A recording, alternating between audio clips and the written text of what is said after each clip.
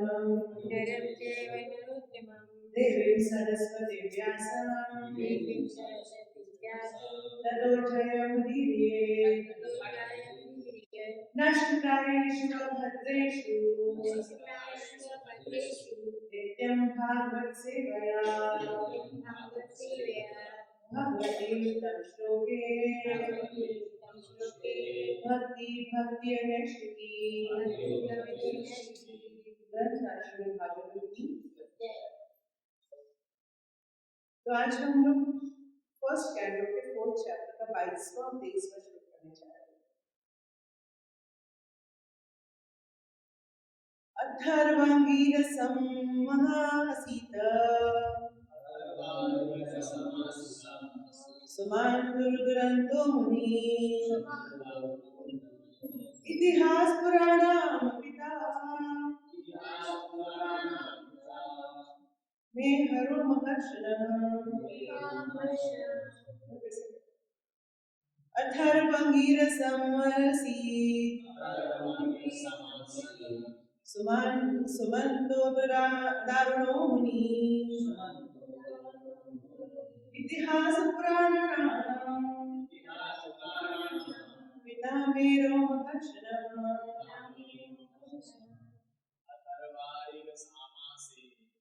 अथर्वंगीरसमासी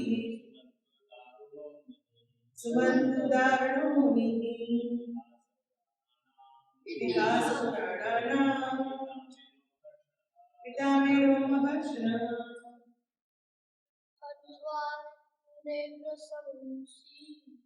अथर्वंगीरसमसि सुमंतो दारुणो मुनि इतिहास पुराणानां पिता मेरो महर्षणः।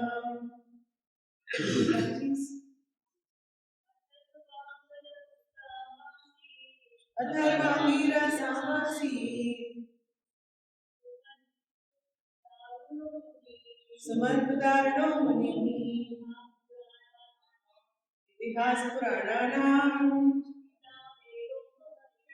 पिता मेरो महर्षणः। Atharvaveda अंगीरसा unto the rishi Angira. Asi was interested. Sumantaha, also known as Sumantu Muni, Dharanaha, seriously devoted to Atharvaveda. Muni, the sages, Itihas Purana, of the historical records of the Puranas. Pita, father, me, mine. Romaharshana, the Rishi Romaharshana. The translation of Bhagavad Prabhupada. Sumanta Muni Angira, who was devoted and engaged, was entrusted with the Atharvaveda. And my father Romaharshana was entrusted with Puranas and historical records. Text 43. All these learned scholars in their turn rendered their entrusted thus unto their many disciples, grand disciples and great grand disciples. And thus the respective branches of the followers of Vedas come to be focused. Thus, the Shruti mantra also it is stated that Angira Muni, who was strictly followed the rigid principles of Atharvaveda, was the leader of the followers of Atharvaveda, the original source of knowledge in the Vedas.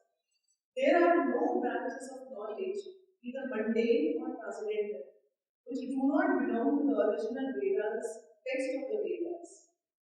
They have simply been developed into different branches. They were originally rendered by the great respective and learned professors. In other words, the Vedic knowledge broken into different branches by the discipline succession have been distributed all over the world. No one therefore can gain independent knowledge beyond the Vedas. Hare Krishna. Om Jnanamidam Tasya Jnananjana Shalakaya Chakshurmilitam ब्रह्मणेन तस्मै श्री गुरुवे नमः।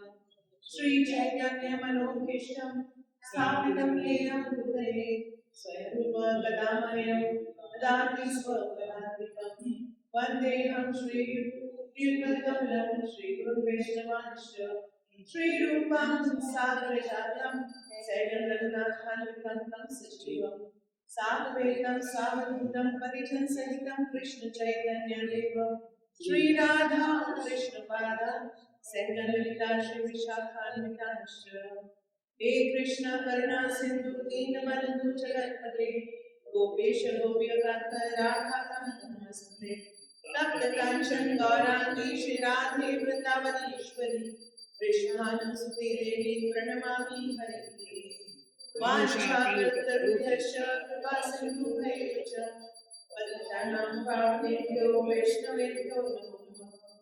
जय श्री कृष्ण चैतन्य प्रभु नित्यानंद श्री अद्वैत गदाधर शिवसादि गौर भक्तवृंद हरे कृष्ण कृष्ण कृष्ण हरे हरे हरे राम राम राम हरे हरे। नमो विष्णुपादाय कृष्ण पृष्ठाय भूतले श्रीमते भक्ति वेदांत स्वामी नामिने नमस्ते सरस्वती देवे गौरवाणी प्रचारिणे निर्विशेष शून्यवादी पाश्चात्य देशतारिणे मुखं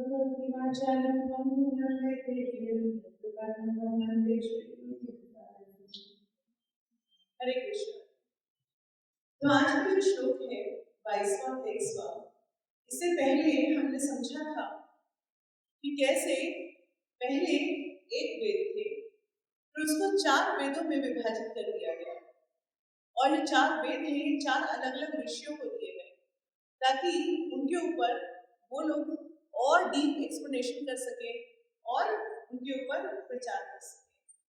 तो जैसे हम आज की कंटेक्स्ट में देखते हैं कि साइंस, जैसे हम बोलते साइंस बहुत सिस्टमैटिक है। क्यों सिस्टमैटिक है? क्योंकि उसकी हर विंग को अलग अलग कर दिया गया है। फिजिक्स, केमिस्ट्री, बायोलॉजी में बॉटनी, जूलॉजी, है ना, geo science, this science, that science, सबको डिवाइड कर दिया गया। और उसके अंदर भी हमारे कोई ना कोई 2, 3, 4 लोग अथॉरिटी होते हैं। मतलब ये तो जैसे हम फिजिक्स में हमेशा बोलते हैं भाई ये जो साइंटिस्ट हैं ये हमारे फिजिक्स के अथॉरिटी न्यूटन है ना, ये आइंस्टाइन है, ये हमारे अथॉरिटी है। ऐसे केमिस्ट्री के हमारे कुछ लोग जिन्होंने केमिस्ट्री में रिसर्च किया वो अथॉरिटी है। बिल्कुल ऐसे ही ये तो अब हुआ, मगर हमारे वेद तो तब से है जब से तेने ब्रह्मा हृदय आदि का वेद है ना, ब्रह्मा जी के हृदय में वेदों को प्रकट किया था भगवान। तो वहां से ही 4 वेदों का उद्गम हुआ और 4 वेदों का उद्गम होकर अब जब उसको व्यास से लिपिबद्ध भी कर रहे हैं, कलयुग आने वाला है और कलयुग के लोग याद नहीं रख सकते तो उसको लिपिबद्ध करना जरूरी है। तो लिपिबद्ध करके भी उन 4 वेदों को 4 अलग अलग ऋषियों को संभलवाया गया। ये आपने संभालना, ये आपने इसको रिसर्च करना, क्योंकि वो उसके ऑलरेडी मास्टर है। तो उनको क्या कह रहे हैं, अब आप और ज्यादा उसके ऊपर ये वेद जो है ये आपने संभालना। तो उन्होंने बताया कि जो सूत गोस्वामी के पिता थे रोमहर्षि, उनको पुराण और इतिहास दिया गया। जैसे मैंने आपको उस दिन समझाया था कैसे थे श्रुति, स्मृति, पुराण, उपपुराण, उपवेद, वेदांत, सब चीज समझाया था मैंने आपको। तो उसी के अंदर अगर श्रृंखला में देखें तो हर वेद के, आपने पिछले श्लोक में पढ़ा था कि वेदों को 4 भाग में डिवाइड कर दिया गया। पहले ऋषि ने ऋग्वेद संभाला था, जैमिनी ऋषि ने सामवेद संभाला और वैशंपायन ऋषि ने यजुर्वेद संभाला। और आज वो हमें बता रहे हैं कि अंगिरा ऋषि आपको दिखेगा फर्स्ट कैंटो में नजर आ रहे हैं, फिर थर्ड कैंटो में नजर आएंगे, फिर फोर्थ कैंटो में नजर आएंगे, फिर फिफ्थ कैंटो में नजर आएंगे, नाइन्थ कैंटो में नजर आएंगे, 10th कैंटो में नजर आएंगे। 2-3 के ऊपर पास्ट टाइम्स आएंगी। चित्रकेतु के अंदर जब आएगा पूरा अंगिरा ऋषि का आएगा, है ना। किस तरह से अंगिरा ऋषि राजा चित्रकेतु को उनके बच्चे जब हर्ष शोका की डेथ होती है उस समय पूरा तरह से ज्ञान देते हैं। तो अथर्व के अंगिरा मुनि, तो यहाँ नहीं कि एक बस बोल दिया गया, तो आगे भागवत में अंगिरा मुनि आते रहेंगे, आगे बताते रहेंगे, बहुत सारी जगहों पर आएंगे। इवन भगवान की जो 10th कैंटो में भगवान की लीला होती है, तो वहां पे भी अंगिरा मुनि का 3 बार वर्णन है। तो अंगिरा मुनि जो है ये अथर्ववेद को पूरा रिसर्च कर रहे हैं। तो जो सबसे इम्पोर्टेंट बात ये है कि रिसर्च करके कर क्या रहे हैं। रिसर्च करके नेक्स्ट श्लोक बताया जा रहा है, all these learned scholars in their turn rendered the entrusted Vedas unto their disciples, grand disciples, great grand disciples।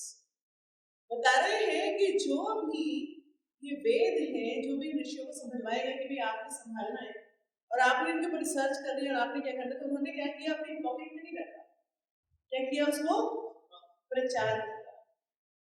किसको प्रचार किया? अपने शिष्यों को, शिष्यों के शिष्यों को, और शिष्यों के शिष्यों की परंपरा इस तरह से चली आ रही है। तो कुछ लोग बोलते हैं कहाँ लिखा है गुरु परंपरा में काम करना चाहिए?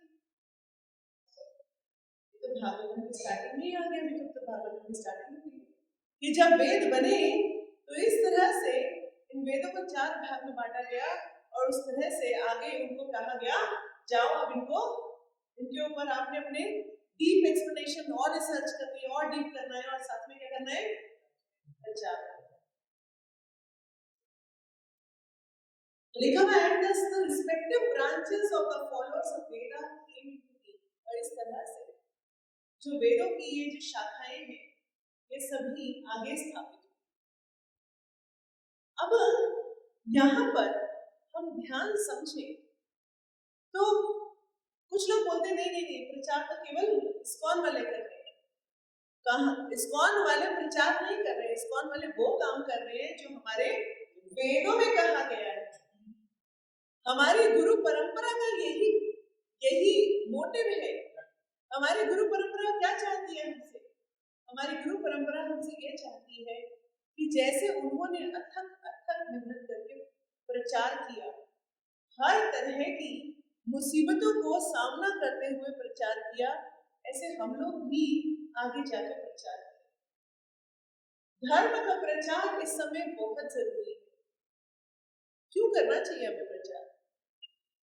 किसको करना चाहिए, कैसे करना चाहिए? ये 3 सवाल हैं। क्यों करना चाहिए, कैसे करना चाहिए और किसको करना चाहिए?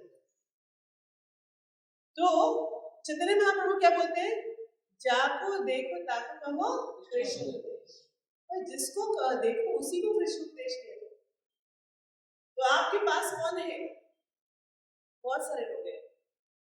जब हम लोग कैंपस में होते हैं, कैंपस के लोग हैं, फालतू की बातें इधर उधर की करके, इसका उसका चुगली करके कोई व्यर्थ फायदा नहीं है। हम सिर्फ धाम में रहकर, ब्रज में रहकर के भी अपनी कॉन्शियसनेस इंप्रूव नहीं कर पाए, तो यहाँ पर कोई व्यर्थ है, व्यर्थ। मगर अगर हम यहाँ पर रहकर कृष्ण कथा करने में अपना मगन लगते हैं, कैसे हमें कृष्ण कथा करनी है, कैसे हमें दूसरों को कृष्ण कथा सुनानी है, कैसे हमें को जोड़ना है, क्योंकि कलयुग का प्रभाव बहुत तेजी से आगे बढ़ रहा है। क्या हम उतनी तेजी से चल रहे हैं? नहीं। अगर कलयुग का प्रभाव इतनी तेजी से आगे बढ़ रहा है और हम उतनी तेजी से आगे नहीं बढ़ रहे हैं, तो क्या होगा कि धर्म और अधर्म का संतुलन बिगड़ जाएगा, अधर्म प्रधानता में आ जाएगा। और जब जब अधर्म प्रधान होगा तब तब अत्याचार बढ़ेंगे, तब तक बुराइयां बढ़ेंगी, तब तब ये संतुलन खराब हो जाएगा, ये जगह रहने लायक नहीं हो जाएगी। तो हमारे को धर्म का प्रचार इसलिए भी करना है क्योंकि धर्म का संतुलन हमें ही बनाना है, हमारा दायित्व है। हमारे ही क्यों दायित्व है, क्यों करें हम प्रचार? नेक्स्ट सवाल ये उठता है। पहली बात तो भगवान ने भगवत गीता में बोला कि जो मेरे इस गीता का संदेश दूसरों तक पहुंचाता है वो मेरे को बहुत प्रिय है, वो सबसे ज्यादा प्रिय है। तो हमारे को दूसरों तक ये धर्म का संदेश पहुंचाना है, क्योंकि भगवान, पहली बात तो हमारा ही स्वार्थ है। क्या स्वार्थ है? हम सब क्या चाहते हैं? भगवान के प्रिय बने। कौन चाहता है कि भगवान के दुश्मन बने? भगवान हमारे दुश्मन। क्या चाहते हैं हम? क्या चाहते हैं कि हम भगवान के प्रिय बने, हम भगवान के निकट आ जाए। निकट आने के लिए भगवान ने कहा है कि मुझे सबसे ज्यादा प्रिय कौन है? जो मेरे इस गीता का ज्ञान का आगे संदेश देगा। तो संदेश देने का दायित्व हम सबका है। पहले बात तो दायित्व की बात नहीं कर रहे, पहले एडवांटेज की बात कर रहे हैं, क्योंकि हमें कृष्ण का प्रिय बनना है, इसीलिए हमें धर्म का प्रचार करना है। दूसरी तो हमारा स्वार्थ हो गया, दूसरा और भी स्वार्थ है। तो बताया क्या स्वार्थ होता है प्रचार का?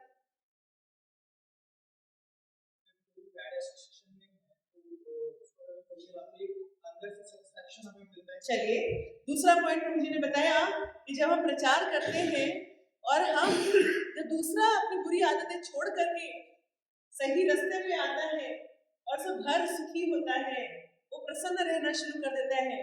कहीं वो नालियों में पड़ा था, अब उसको उठा करके ऐसी जगह पर ले आया जाता है जहाँ पर वो अच्छा जीवन जी रहा होता है, तो क्या होता है? बड़ी खुशी होती है, सेटिस्फेक्शन होता है, अंदर से लगता है कि हाँ।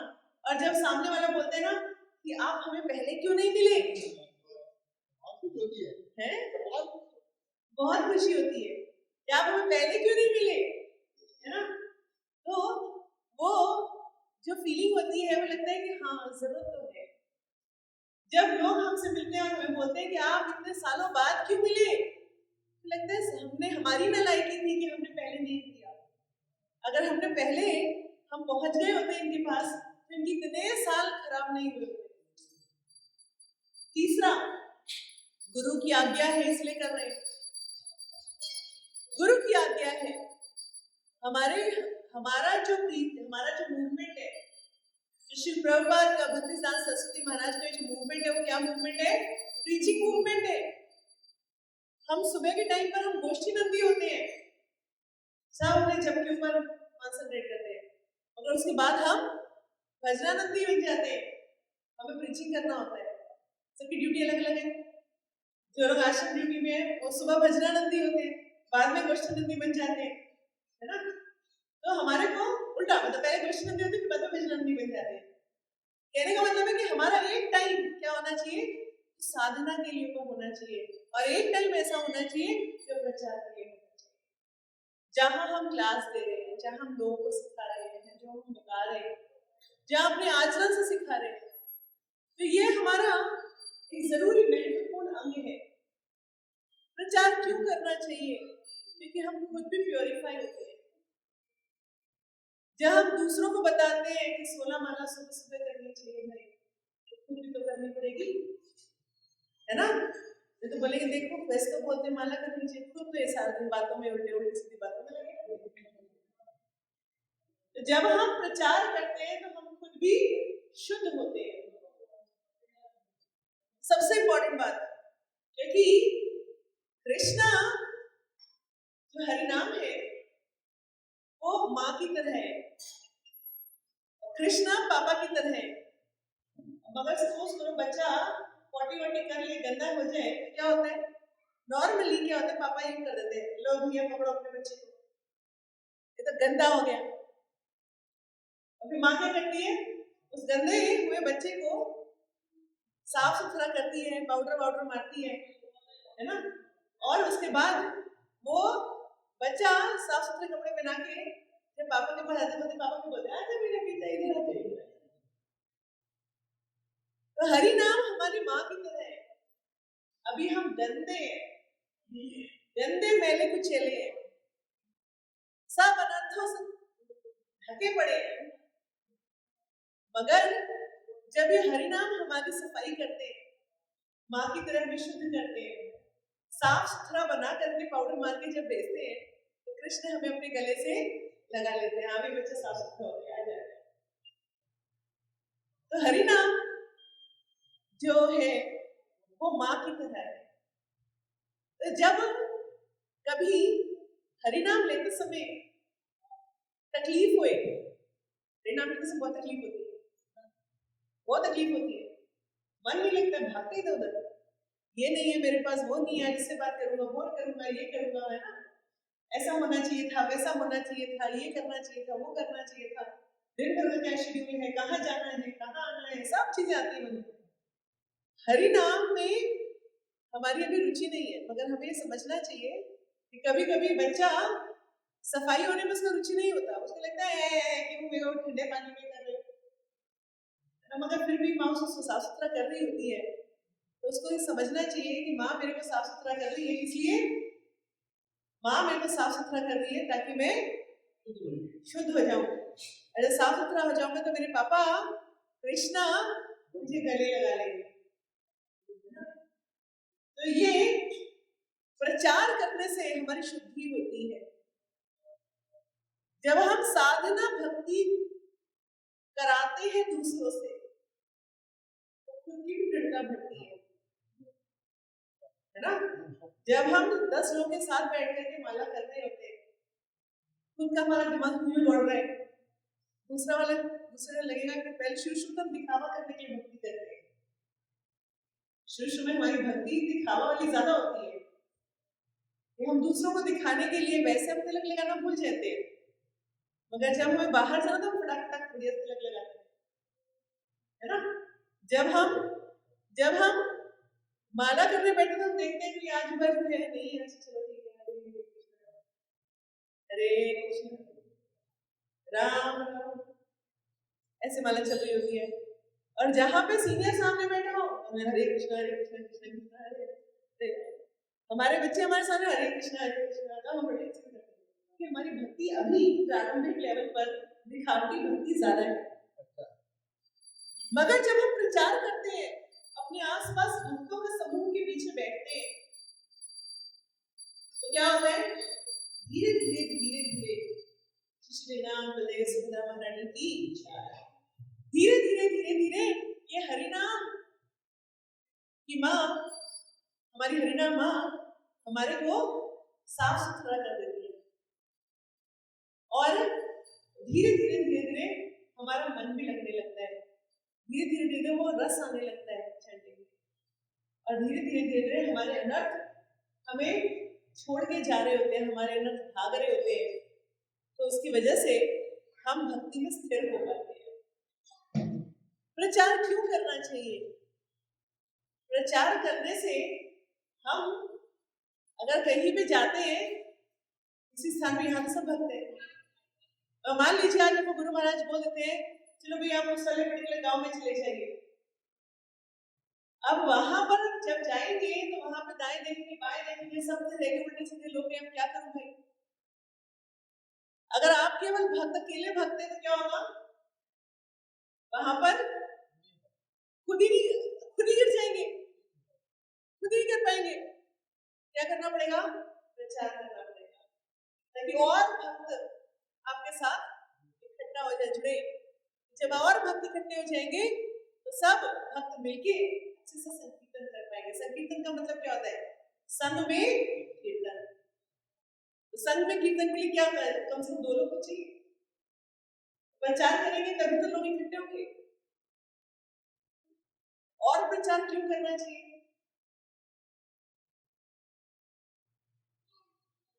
आदमी के साथ साथ वातावरण शुद्ध होता है,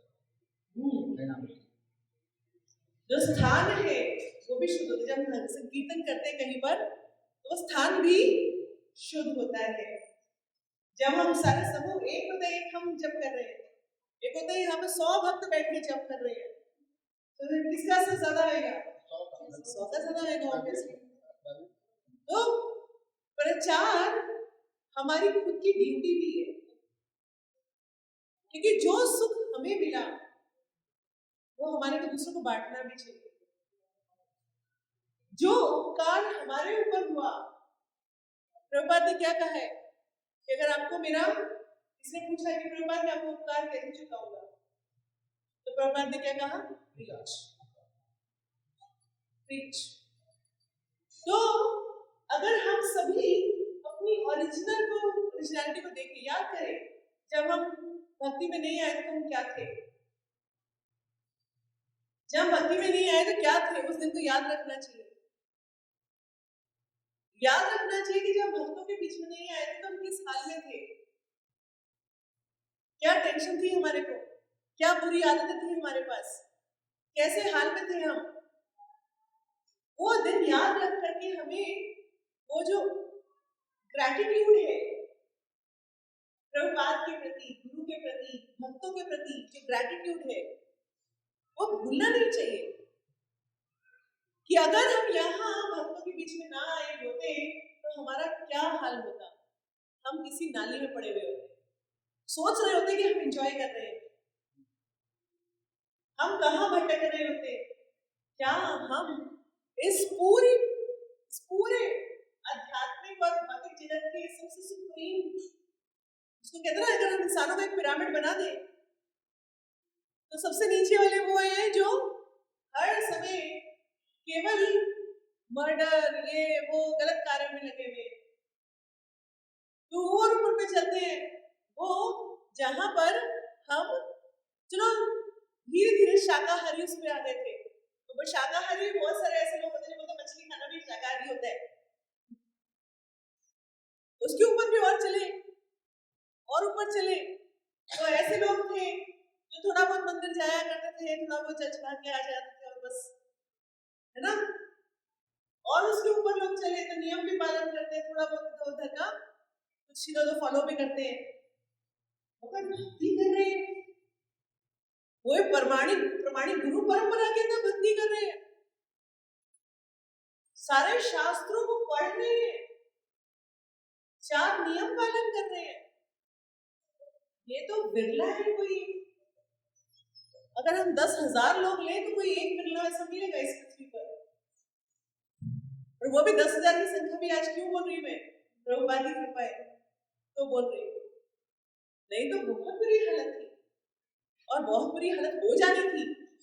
अभी आप शहरों में जाएं तो आपको पता चलेगा कि वहां पर जो आज की यंग जनरेशन आ रही है, वो यंग जनरेशन कैसे आ रही है, बोलते हम भगवान को नहीं मानते, क्योंकि उनको बताने वाला कोई नहीं है। उनके माँ बाप को सत्य नहीं पता तो दूसरों को क्या बताएंगे।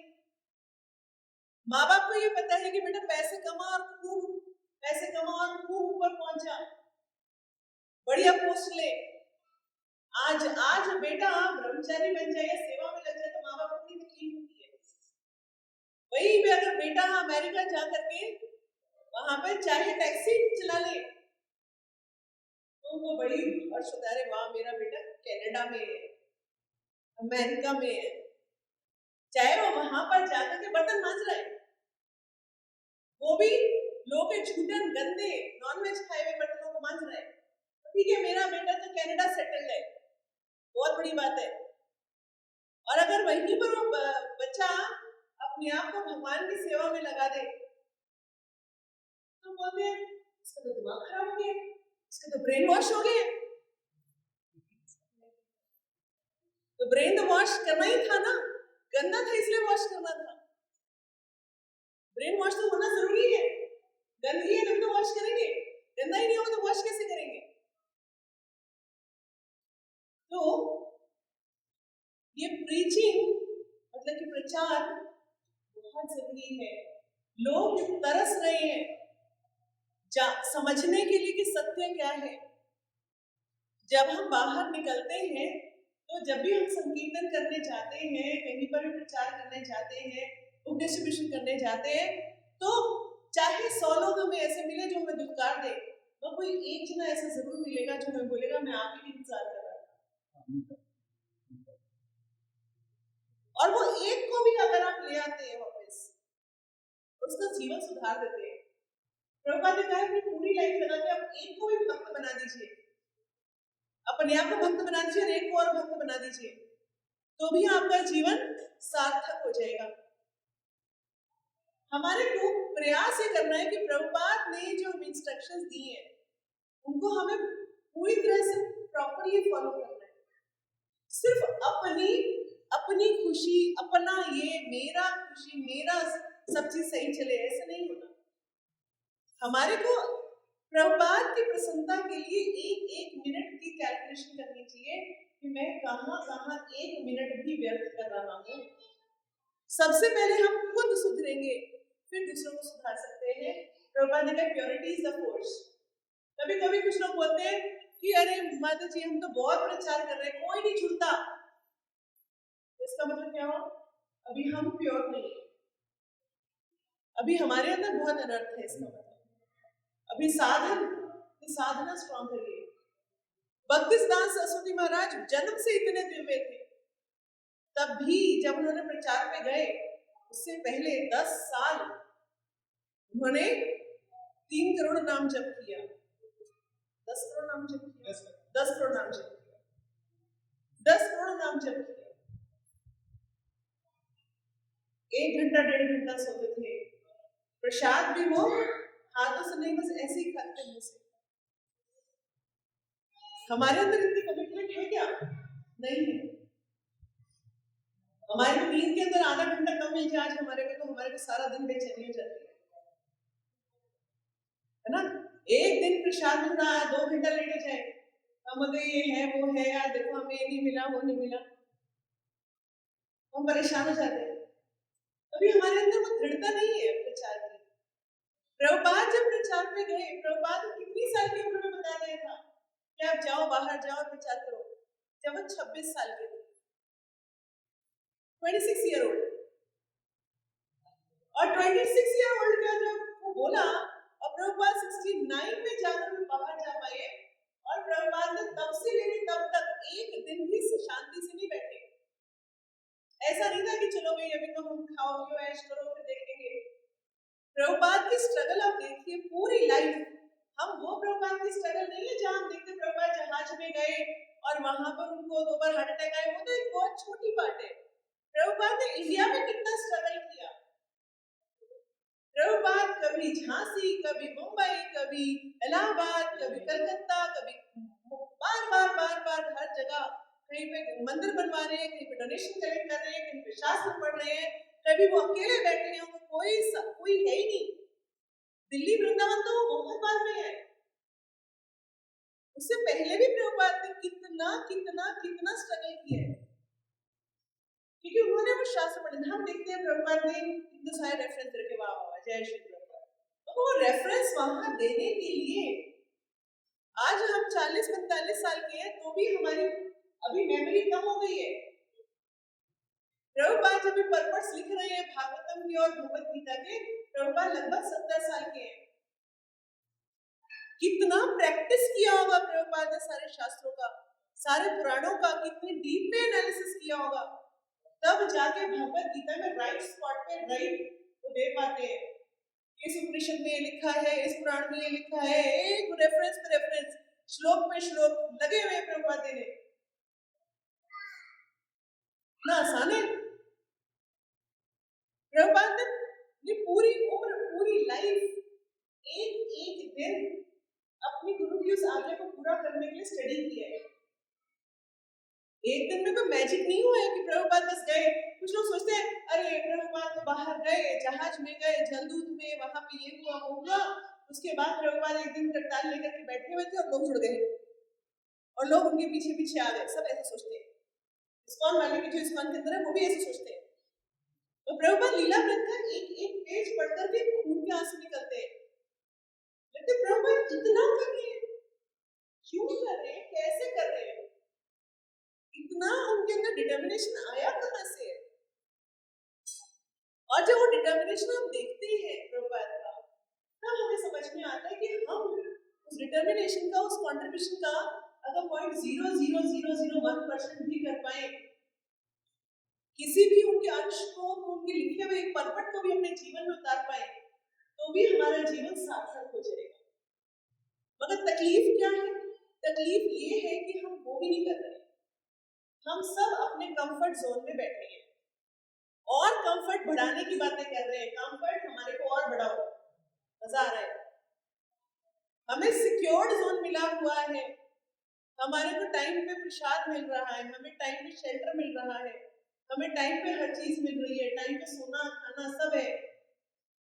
तब भी हमारी वो जो एनिमलिस्टिक प्रोपेंसिटीज है, सोना खाना मतलब आप आहार निद्रा भय मैथुन, आहार निद्रा भय मैथुन, तो ये हमारा एनिमलिस्टिक प्रोपेंसिटीज है।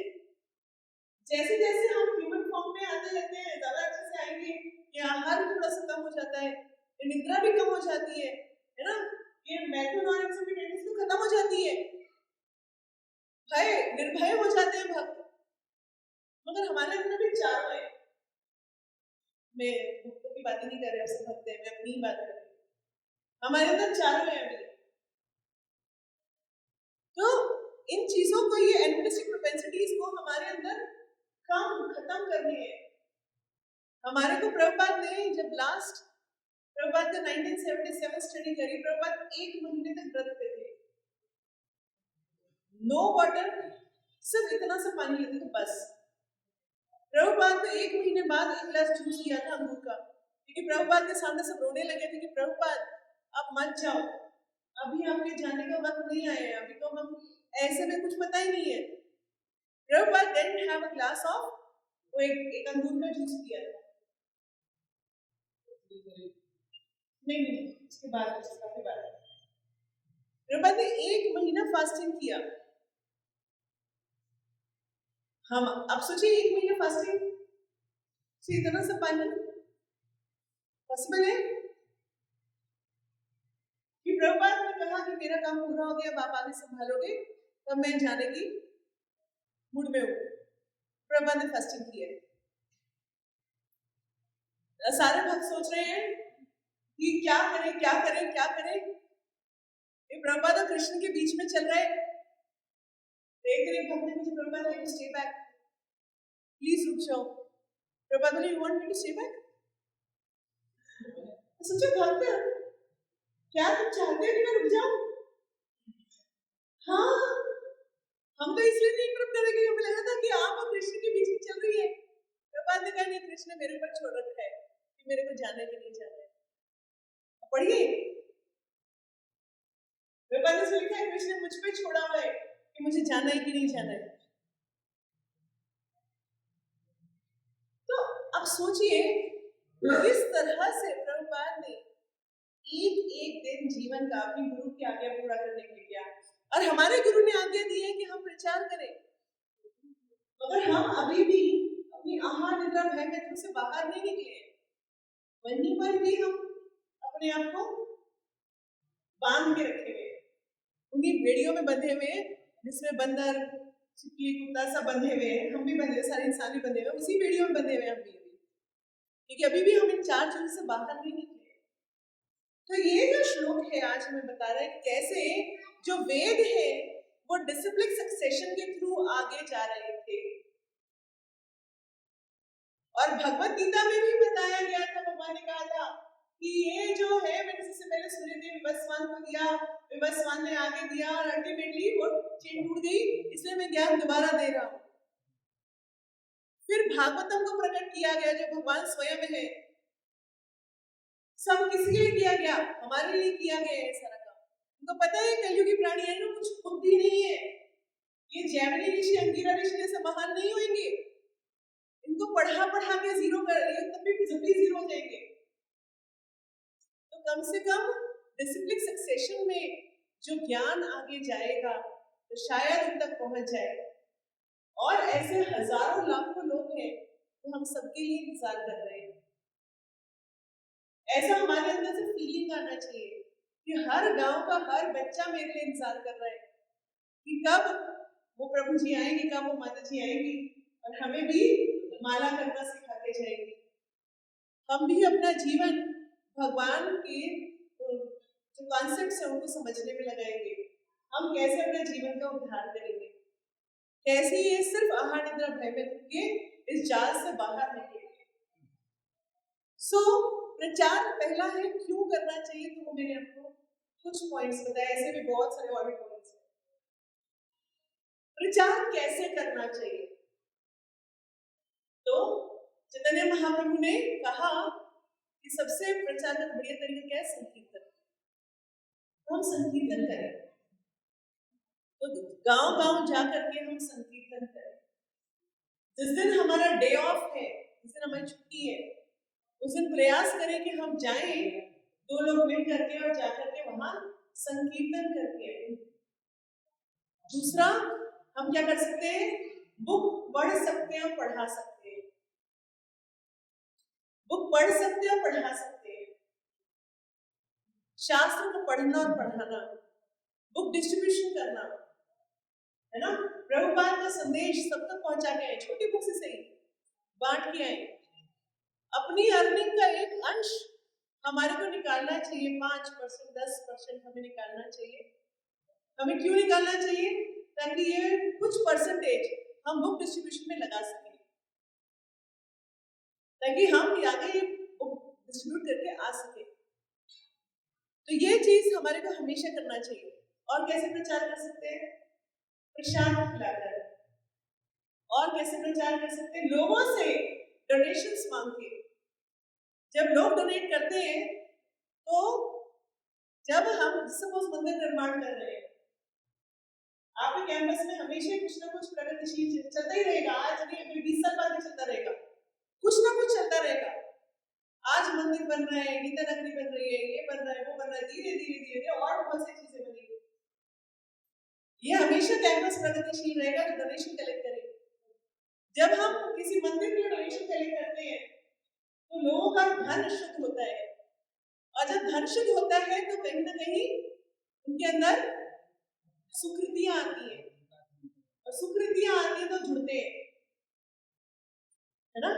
तो हमारी जो माता जी आज आई हुई है हमारे बीच में, ये घर घर की बेल बजा बजा के उनके से चाहे वो 10 रुपए भी दे लेती है। गर्मियों में मई अप्रैल में 6-6 घंटा ये दिल्ली में हर सड़क पे जाकर, हर घर जाकर के बेल बजा बजा के कलेक्शन करती थी, और फिर सबको जोड़ती है। आओ, हमारे आज दीनदान हो रहा है, उसमें आ जाओ। नई नई क्लास हो रही है, उसमें आ जाओ। अच्छा, ये बुकी पढ़ लो, अच्छा हरिनाम लो, सबको जोड़ती है। तो ये गुरु की कृपा है, और तभी आज वो भगवान ने उनको धाम पास दे दिए, धाम संन्यास ले लिया उन्होंने। कहने का अर्थ क्या हुआ कि जब हम ऐसा प्रचार करते हैं तो धीरे धीरे धीरे धीरे गुरु की कृपा, भगवान की कृपा अपने आप होती है। तो हम लोग प्रचार करें, मतलब हमेशा बोलते बैलेंस शीट में लायबिलिटी साइड नहीं, एसेट साइड बने। भगवान की बैलेंस शीट में बनती होगी ना कुछ, कितने लोग एसेट है, कितने लोग लायबिलिटी है। तो हमें अपने अपने इस कैंपस के लिए भी सही, वृंदारण्यम के लिए भी सही, हमें एसेट बनना है, लायबिलिटी नहीं सेट बनना है। आप लायबिलिटी एसेट समझते हैं? कॉमर्स पढ़े हुए लोग हैं कुछ प्रभु जी कॉमर्स पढ़ा है, इसलिए उनको समझ में आ रहा है क्या बोल रही हूँ। लायबिलिटी क्या होती है मुझसे हमको नहीं पता। एक होता है, हाँ जी,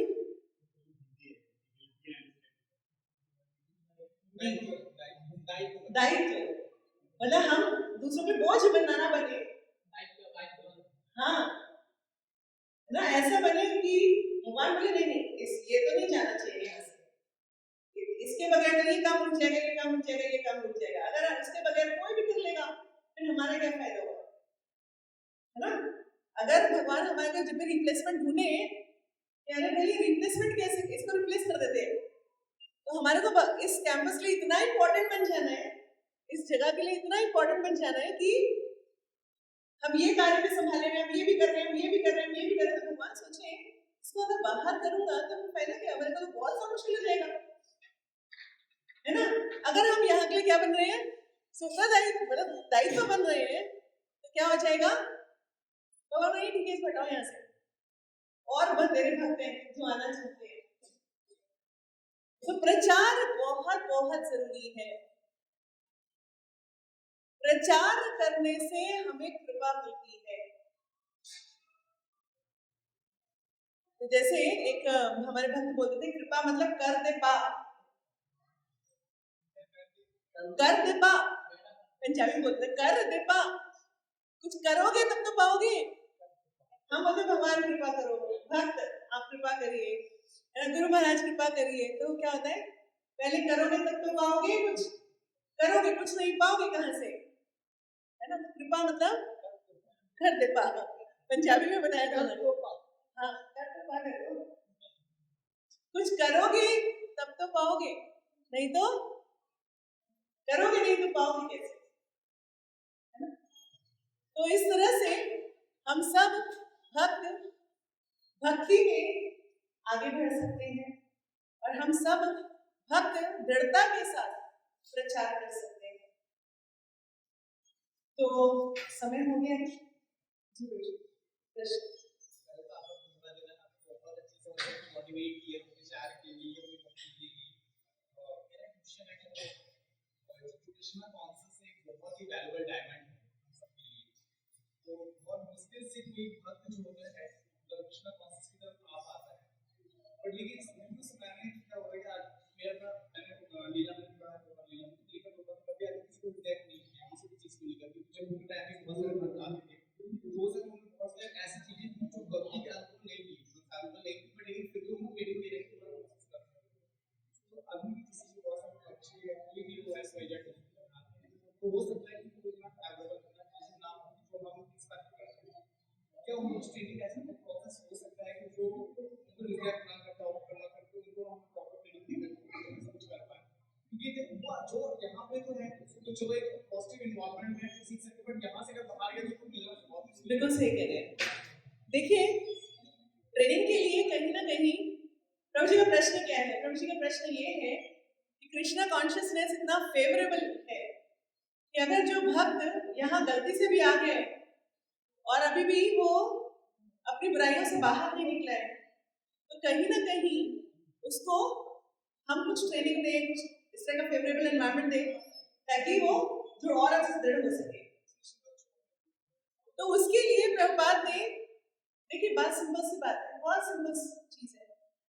आप किसी को हलवा भी जबरदस्ती नहीं खिला सकते, नहीं खिला सकते, उसका नहीं मन कर आप उसको मुंह खोल के नहीं खिला सकते। तो प्रभुपाद ने यहाँ पर या हर मंदिर में अपने हर स्थान पे इतना सुंदर शेड्यूल बनाया है, मॉर्निंग मंगला आरती से लेकर के, जपल से लेकर के, प्रसादम से लेकर के, अगर तब भी वो अपना डेडिकेशन नहीं दिखा रहा है, इसलिए मैं हमेशा कहती हूँ अपना पुराना याद रखना चाहिए कि हम क्या थे, और बार बार हमारे अंदर ग्रैटिट्यूड फीलिंग आनी चाहिए, क्या थे और क्या है, कहाँ थे और अब कहाँ है, वो हमें ग्रैटिट्यूड फीलिंग आनी चाहिए। अगर वो ग्रैटिट्यूड फीलिंग हमें नहीं आएगी तो फिर आप जबरदस्ती तो हलवा तो किसी को भी नहीं खिला सकते। और प्लस यहाँ पर आप एक ऐसे एनवायरनमेंट में है जहाँ हम सबको कोई ना कोई दायित्व भी है, वो दायित्व नहीं संभालेंगे तो सिस्टम को रन कर पाना इम्पॉसिबल हो जाएगा, है ना। तो दायित्व तो संभालना ही पड़ेगा। सिर्फ हम सोचे हम यहाँ से ले ले ले ले ले और लेते ही रहे तो नहीं चलेगा, है ना। प्रकृति भी, ये संसार भी लेन और देन भी है। तो मैंने आपको बोला हमें अपने आप को इतना इम्पोर्टेंट बनाना है हर जगह, अपने उसके लिए कि हमारा रिप्लेसमेंट ना मिले, इतना इम्पोर्टेंट बना दो, इतना इम्पोर्टेंट बना दो कि हमारा रिप्लेसमेंट ही ना मिले, है ना। तो जैसे मैं एक सिंपल सी बात बता रही हूँ, यहाँ पे आज दिल्ली से कुछ भक्त आए हैं, ये सब प्रीचर्स हैं, आज प्रीचर सेशन है कुछ हमारा, तो प्रीचर्स आए हुए हैं। अभी एक सब लोग अपनी कुछ बिजनेस भी कर रहे हैं, कंपनीज भी चला रहे हैं, तो इनका कोई एम्प्लॉई हो जो बहुत बढ़िया काम करता है, बहुत बढ़िया, उसे सब कुछ संभाल रखा है, तो चाहे कभी कुछ एक्स्ट्रा देना भी पड़े, कोई थोड़ी उसके साथ प्रॉब्लम भी हो तो भी हम एडजस्ट करने को तैयार हो जाते हैं। तो एक बैठा है, बस मैं यहाँ पर तो मजे करने आया हूँ, है ना, करूँगा कुछ नहीं, ये भी नहीं करूँगा, वो भी नहीं करूँगा, नहीं ऐसे नहीं है वैसे नहीं है, क्या होएगा। अब लोग ये तेरे से बहुत आते हैं। तो प्रभुपाद ने एनवायरनमेंट बनाया है, हमारा शेड्यूल बनाया है कि आप भक्ति में दृढ़ हो, मगर फिर भी हम दृढ़ता से नहीं बढ़ते हैं आगे, तो हमें समझना पड़ेगा, इसमें कोई कुछ नहीं कर सकता। जो बच्चा है उसको बढ़िया टीचर ला दिया, बढ़िया बुक्स दे दिया, बढ़िया स्कूल में डाल दिया, पढ़े ही ना। जब उसको कॉपी किताब आप खोले होगा उसके अंदर मोबाइल फोन लेके बैठ जाए तो आप उसको जबरदस्ती कैसे कराएंगे, कितना डांटेंगे, कितना मारेंगे, एक बार 10 बार, रोज रोज तो नहीं होगा, माँ भी छोड़ देती है ना। चलिए और कोई प्रश्न। तो आज हमारे बीच में कुछ दिल्ली से भक्त आए हुए, एक बार उनका हरे कृष्ण महामंत्र बोल के स्वागत करते हैं।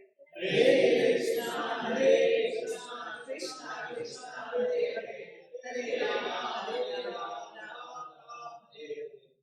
तो आज की क्लास थी कि प्रचार क्यों करना चाहिए, प्रचार कैसे करना चाहिए, है ना, किसको करना चाहिए, किसको, क्या जवाब है सबको करना है। तो जी बिल्कुल से मन नहीं लग रहा है लेकिन हम तो चैंटिंग करते हैं, मन लगे या नहीं लगे, प्रसाद भी लेते हैं, मन लगे कुछ भी हो जाए, सुनते तो अपना मन लगे कि नहीं लगे डिस्कशन करेंगे, लेकिन कुछ नहीं आपको कुछ। प्रभु जी बहुत अच्छा पॉइंट बता रहे हैं। प्रभु जी ने पॉइंट बताया है कि जैसे हम प्रसाद पाते हैं, मन करे या ना करे, ऐसे हमें प्रचार करना चाहिए, पार्टिसिपेशन करना चाहिए, मन करे या ना करे।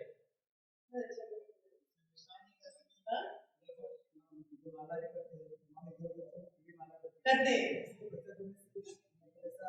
इम्प्रूवमेंट आएगा ही आएगा, इम्प्रूवमेंट आएगा ही आएगा। हरे कृष्ण। हाँ जी, मैं बोलो।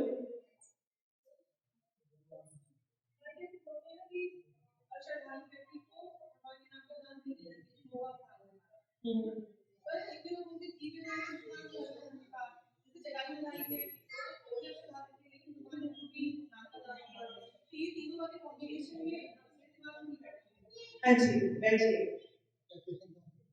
प्रश्न ये है कि एक तरफ से भगवान कहते हैं कि श्रद्धालुओं कृष्ण नाम नहीं देना चाहिए, अपराध लगता, नाम अपराध है।